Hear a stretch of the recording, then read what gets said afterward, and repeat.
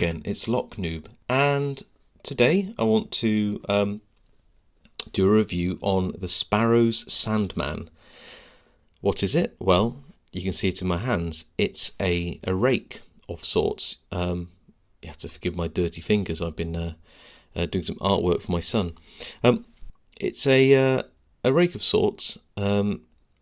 It's quite broad tipped though, so it could more arguably be called a sort of rocker, or a double peak, or maybe even a single peak.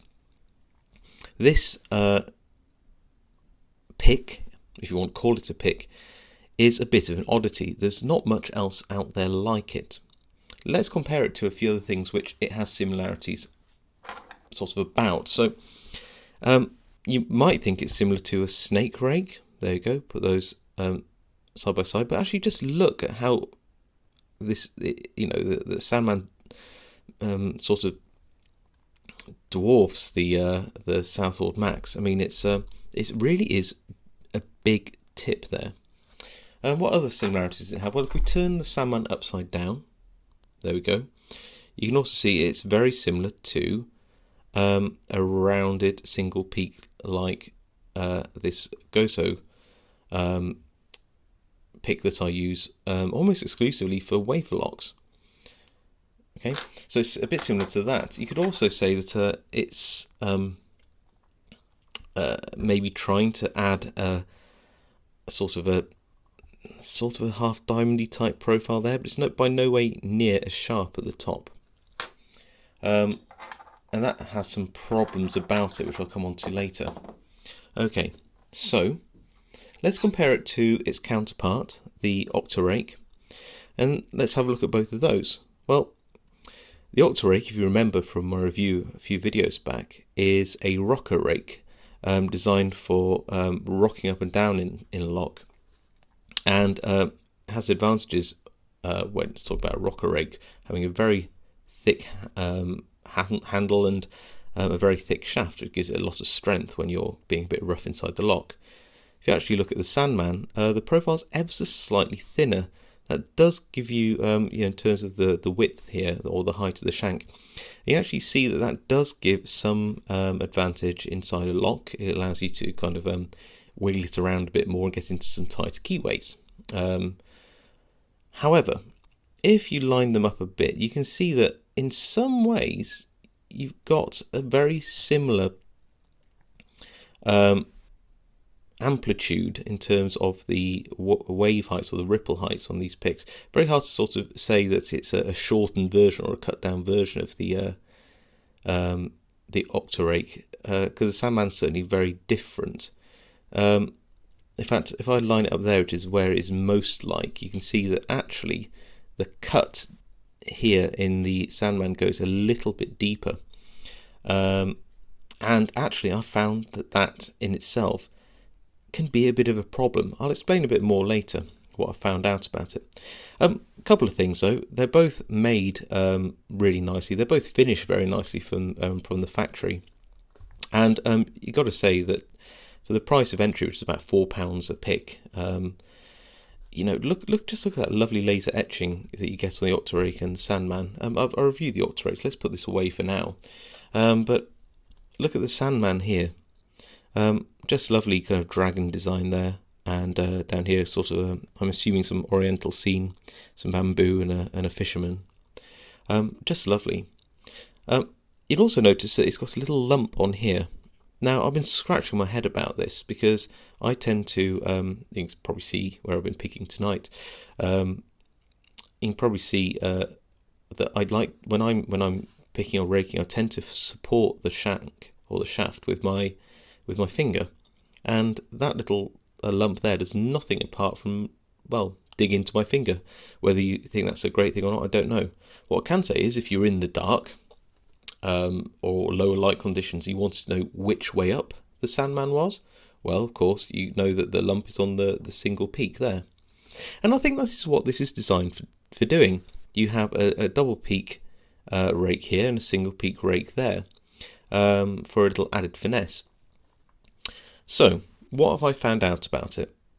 Well, you see some padlocks in the background, And just like I did with the Octorake, I went through my padlock collection, and if I lift this up, you might be able to see, and let's zoom it out, you can see that I've really been at it this evening.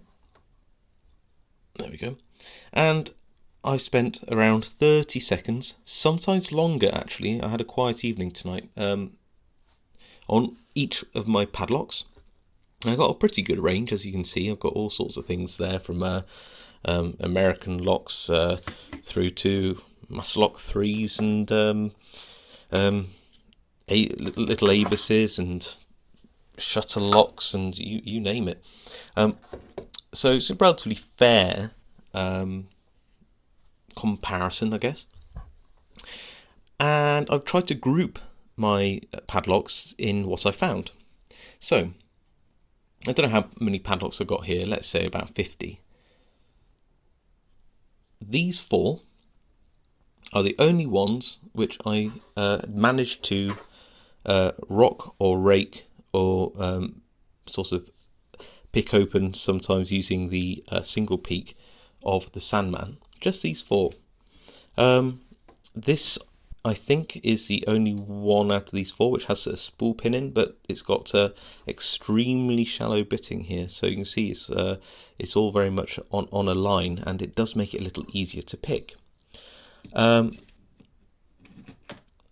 All of these ones over here, if I turn the camera, all of those are ones that I couldn't pick, and I went through them a few times because I couldn't believe I couldn't pick those 2 master lock 3s with the Sandman. But whether it's just the way I was feeling this evening or just luck, I don't know.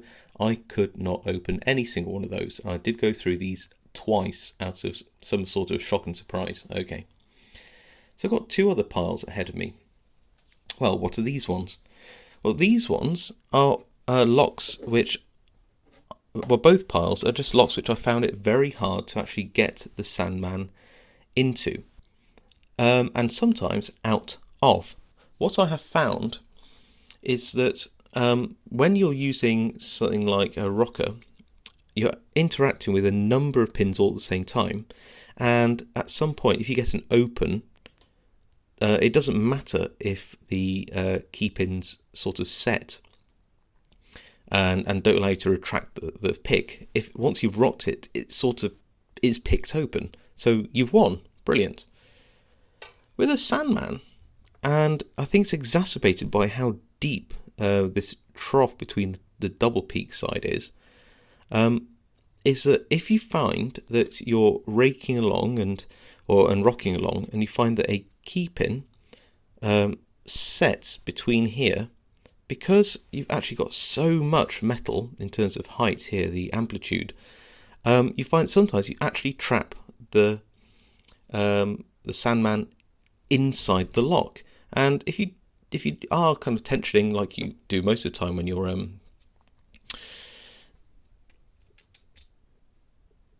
raking on away from the pins, so you're not doing top of the keyway, sometimes you find that you actually get your this stuck. In fact, like I said, these 2 piles here are ones where I find it actually hard to get this in.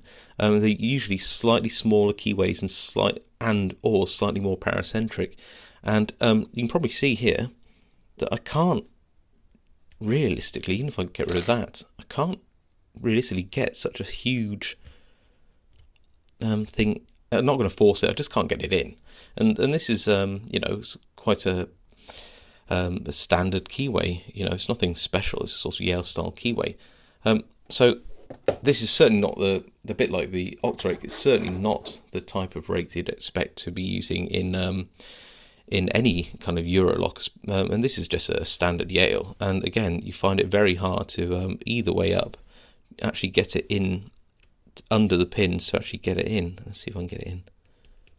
There we go. Get it in a little bit, but it's quite a jam. And certainly, I'm not saying you couldn't open any Euro with this. There's going to be one which you can, but it's a lot of a struggle. It's not the kind of rocker or rake that you would use on something with a paracentric keyway or a smaller keyway. It's just not really that useful for them. So we had one pile here which I could pick. These ones I just found it very hard to get into. But why have I separated these ones out, apart from to demonstrate that they have sort of tighter keyways which are difficult to get this in? Well, it's because I found that I could pick at least these 5 with my Southwold Max snake rake.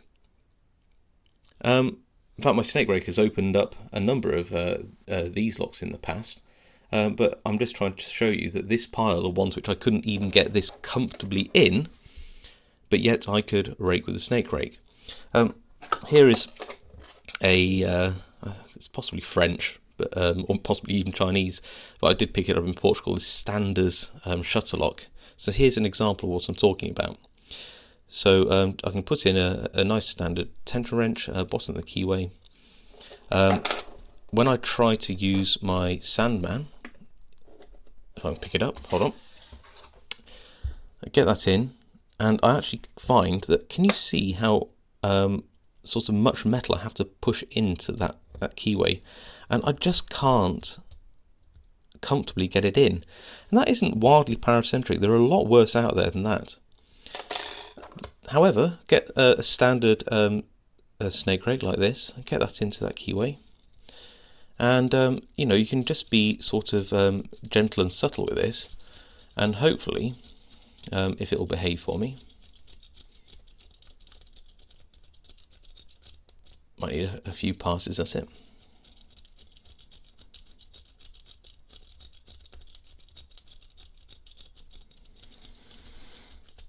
Will it do it on camera?